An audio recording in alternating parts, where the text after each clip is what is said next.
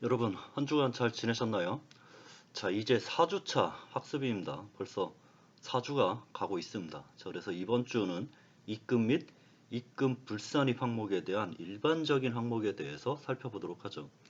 자, 여러분들 지금 2주차부터 결산서상의 당기순이익을 산출하는 기업회계에 대해서 살펴봤고, 그 다음에 3주차에는 그 기업회계와 에서 산정된 당기순이익과 각 사업연도 소득금액과의 차이를 조정하는 세무조정에 대해서 살펴보고, 그 세무조정이 바로 사회로 회사 밖으로 유출됐는지 아니면 사내에 유보되어 있는지에 대한 소득처분에 대해서 학습을 했을 겁니다.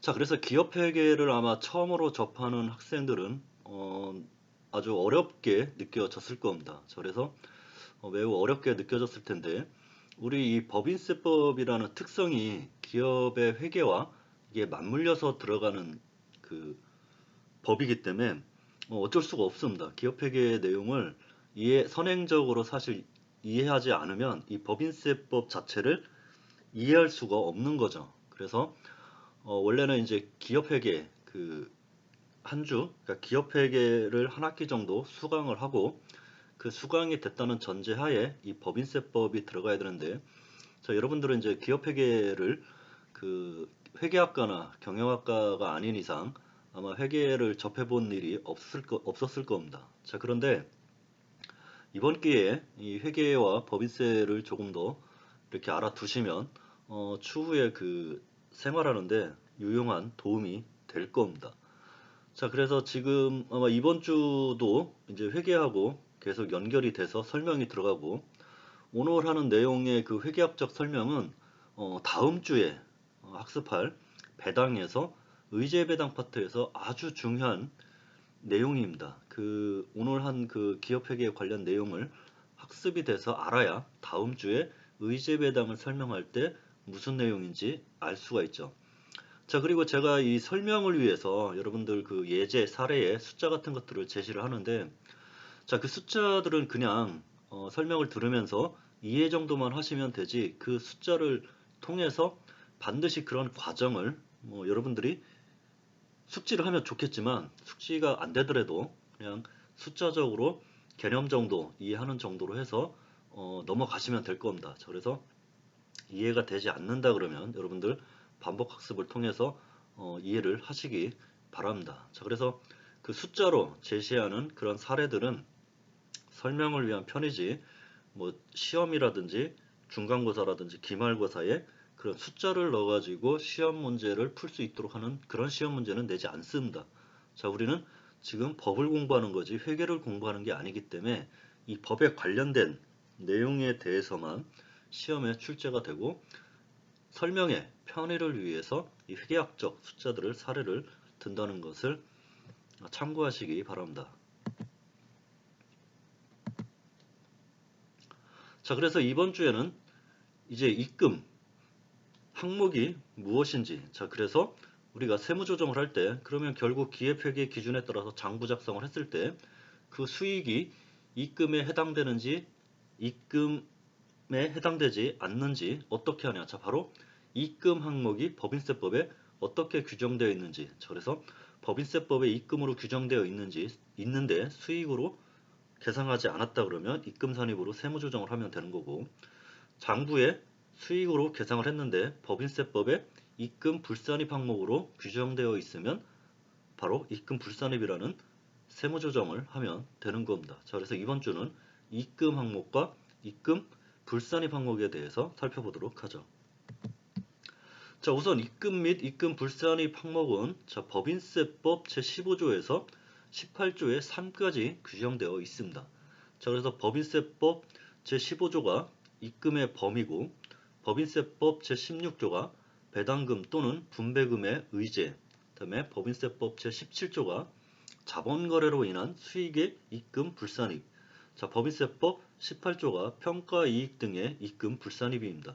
자, 그리고 법인세법 18조의 2와 법인세법 18조의 3은 바로 법인이 법인세를 내고 법인세를 낸 소득을 재원으로 해서 배당을 지급했을 때 이 법인 주주가 받은 배당에 대해서 이중과세를 조정하기 위한 입금불산입 제도에 대해서 살펴볼 겁니다. 자, 그래서 이번 주는 여러분들 자, 법인세법 제15조 입금의 범위와 법인세법 제17조 자본거래로 인한 수익의 입금불산입과 법인세법 18조 평가이익 등의 입금불산입에 대해서 이 세 가지 주제를 살펴볼 거고, 다음 주에는 바로 배당금, 5주차에는 바로 배당금 또는 분배금의 의제, 그 다음에 내국법인의 수익배당금의 입금불산입, 자, 그 다음에 지주회사의 수익배당금의 입금불산입 특례에 대해서 살펴보겠습니다.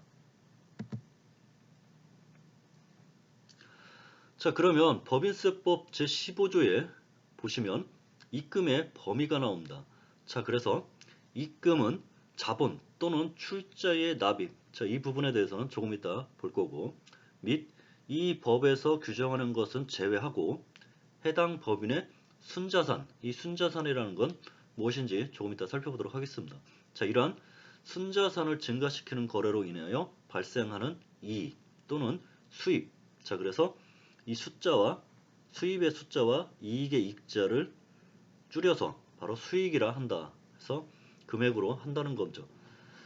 자, 그리고 이 항에는 다음 각 호의 금액은 입금으로 본다고 했습니다. 자, 그래서 특수관계인으로부터 특수관계인인 개인으로부터 유가증권, 즉 주식을 시가보다 낮은 가격으로 매입한 경우 그 시가와 그 매입가액의 차액에 대해서는 입금으로 본다는 겁니다. 자, 그래서 법인이 자, 개인으로부터 특수관계인인 개인으로부터 뭐 주식의 시가가 10,000원짜리인데 5,000원에 구입을 했다 그러면 그 시가 10,000원과 구입가액 5,000원가의 차액, 그 5,000원은 바로 입금으로 본다는 겁니다.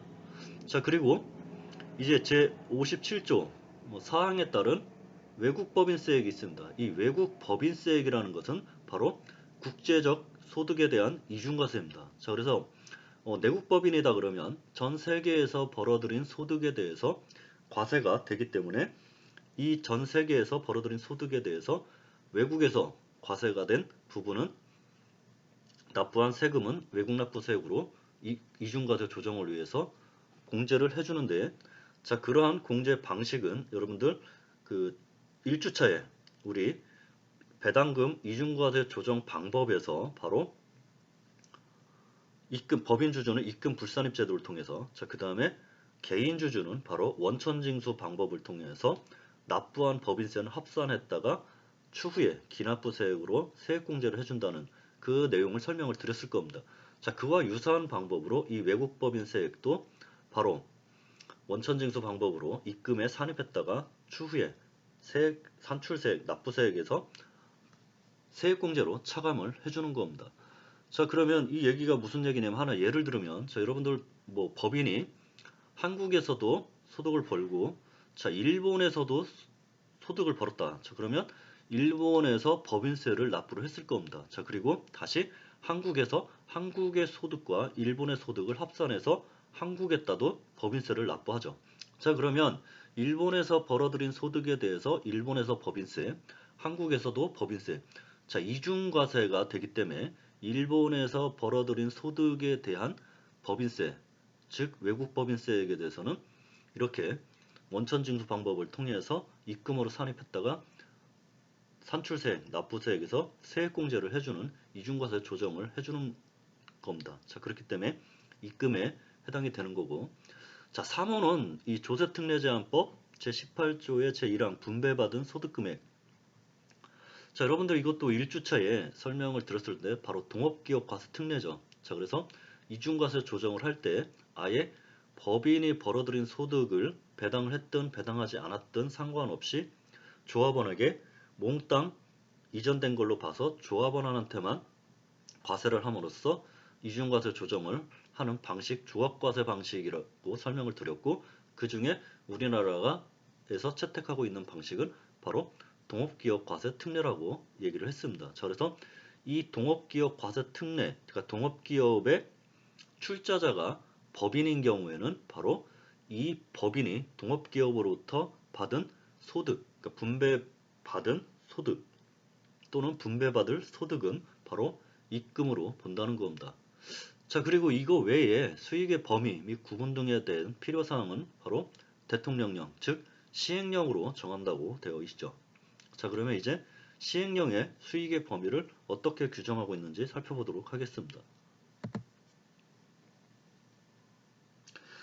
자, 우선 시행령의 수익의 범위를 보기 전에 자, 바로 법인세법 제15조 1항에서 입금은 자본 또는 출재의 납입이라고 했습니다. 자, 그러면 자본의 또는 출자의 납입과 또는 순자산을 증가시키는 자, 자본 또는 출자의 납입은 제외하고 자, 자본 또는 출자의 납입은 입금으로 보지 않는다는 거죠. 자, 그리고 순자산을 증가시키는 거래로 인해 발생하는 수익에 대해서는 바로 입금으로 본다고 했습니다. 자, 그래서 자본 또는 출자의 납입이 뭔지 입금으로 보지 않는 자본 출자의 납입이 뭔지 입금으로 보는 순자산을 증가시키는 거래가 뭔지에 대해서 한번 살펴보도록 하죠. 자, 우선 자본 납입 및 출자의 납입을 살펴보면 회사를 설립하기 위해서는 출자금을 납입을 합니다. 이걸 자기자본이라고 얘기를 하고 자, 그래서 A라는 주주가 B라는 법인의 주식회사, 즉 주식회사 B 법인을 만들기 위해서는 출자를 합니다. 자, 그래서 출자를 10만 원을 했고 이 출자를 한 대가로 이 주식회사는 주주에게 주식을 주는 거죠. 자, 주식을 주는데 몇 주를 줬냐? 100주를 줬습니다. 자, 그랬을 때는 이렇게 현금, 자산이란 증가, 현금 10만 원, 자본 증가 10만 원 이렇게 회계 처리를 하는 겁니다. 자, 그러면 이 출자금 10만 원에 100주를 받았으면 자, 1주당 액면가액은 얼마냐? 자, 10만 원을 100주로 나누면 1주당 액면가액은 1000원이 되는 겁니다. 자, 그리고 순자산을 증가시키는 거래가 무엇인지에 대해서 한번 살펴보죠. 순자산을 증가시키는 거래는 자, 여러분 이렇게 재무상태표가 있다고 보죠. 자, 그래서 자산이 1000원이 있고 자, 부채가 500원이 있습니다. 자, 그러면 이 자산 1000원에서 부채 500원을 차감하면 500원이 되는 거죠. 자, 이 500원이 바로 순자산이 되는 겁니다. 자, 그리고 이 500원은 순자산임과 동시에 자본이 되는 거죠. 자, 그래서 순자산이라는 것은 바로 자산에서 부채를 차감한 것을 순자산이라고 얘기를 하는 겁니다. 자, 그리고 이 순자산은 바로 자본이라고 보시면 되는 거죠.